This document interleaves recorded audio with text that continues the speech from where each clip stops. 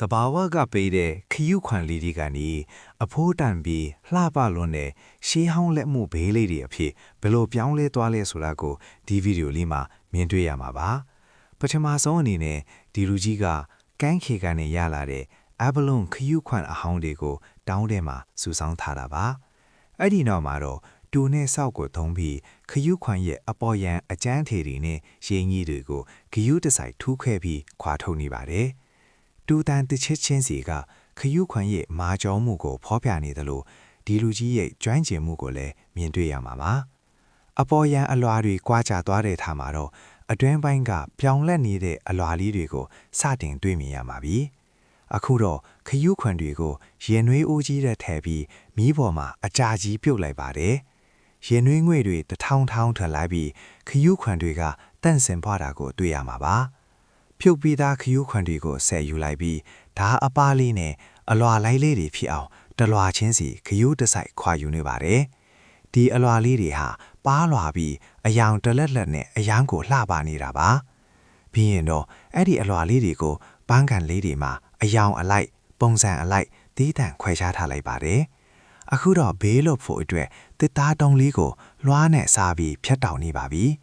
တစ်သားစားလေးတွေလွင့်စင်သွားတာကိုလည်းမြင်တွေ့ရမှာဖြစ်ပြီးဘေးရဲ့ပုံစံချမ်းလေးရအောင်တဖြည်းဖြည်းချင်းပုံဖော်ယူနေတာပါ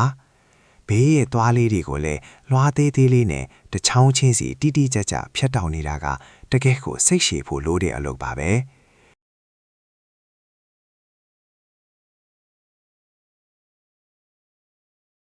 ဘေးသွားလေးတွေချောမွေသွားအောင်ဖိုင်နဲ့တိုက်ချွတ်ပေးနေပြီးဘေးတစ်ခုလုံးရဲ့မျက်နှာပြင်ကိုလည်းအစင်စင်ချောမွေအောင်လုပ်ယူနေပါပဲပြီးရင်တော့ဘေးလီကိုသစ်ဆေးအကြည်တွေနဲ့အရင်ဆုံးတုံ့လင်ဖေးလိုက်ပါတယ်အဲ့ဒီနောက်မှာတော့အနက်ရောက်သစ်ဆေးတွေကိုအထက်ထပ်တုံ့လင်ဖေးရတာပါသစ်ဆေးတွေကဘေးကိုပို့ပြီးခိုင်ခန့်စေတယ်လို့အနက်ရောင်ဖြောင်းဖြောင်းလက်လက်လေးဖြစ်သွားစီတာပါဒီအဆင့်ကိုအချင်းချင်းဖြူလုံရပြီးချောင်းအောင်လေရက်အနေငယ်စောင့်ရပါတယ်အခုတော့စကူပေါ်မှာပန်းကြီးကားလေးတွေကိုအသေးစိတ်ဆွဲလိုက်ပါတယ်ပြီးတော့အစောကခွာထားတဲ့ခရုခွန်လွာလေးတွေကိုဒီပုံစံအတိုင်းအသေးစိတ်ဖြတ်တောင်ယူရတာပါညက်လေးနဲ့တခုချင်းစီကိုဘေးပေါ်မှာကတ်နေတာကတကယ်ကိုအမှုပညာဆန်လွန်ပါတယ်ဘန်းပွင့်လေးတွေလက်ပြလေးတွေနဲ့တရွက်ပုံစံလေးတွေတဖြည်းဖြည်းပေါ်လာတာကအံ့တော်စရာပါတယ်အားလုံးပြီးသွားတဲ့အခါမှာတော့ဘေးလီကိုရေးနဲ့ဆေးကြော်ပြီးအမောင်လေးတွေတုံးကတိုက်ချွတ်ပေးရပါတယ်နောက်ဆုံးမှာတော့ရွှေရောင်အမောင်လေးတွေနဲ့အလှဆင်လိုက်တဲ့အခါမှာတော့တကယ်ကိုပြီးပြည့်စုံတဲ့လက်ရမွန်လေးဖြစ်သွားပါပြီ